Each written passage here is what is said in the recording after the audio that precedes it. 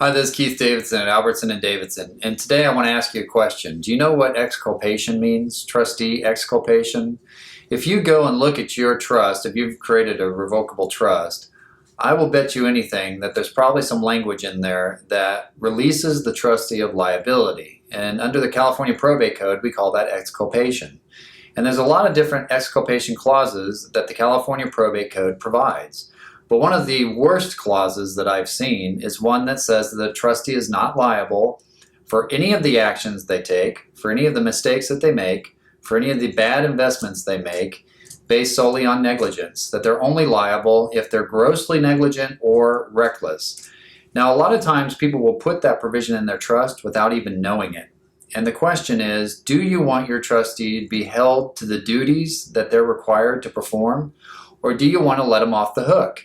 That's a question only you can decide, but it's a question that you probably weren't even asked when your trust or will was created, because usually the lawyer drafting your trust will make that decision for you. And so some lawyers like exculpation clauses and they'll put them in every trust they do.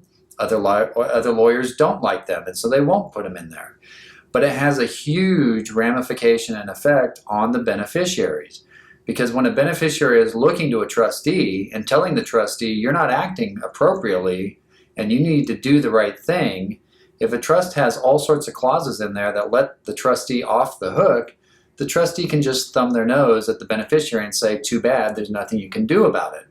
Now, if that's the type of situation you want because you want the trustee to have that type of power, then that's fine. You should have those type of clauses in your trust. But if it's not what you want, if you want the trustee to have to be held to account for their duties as trustee, and if you want to let your beneficiaries enforce those duties in court, then you should not have exculpation clauses in your trust. Go home, take a look, see if you have an exculpation clause. I bet you anything it's there. Do you really want it? That's the question you have to answer.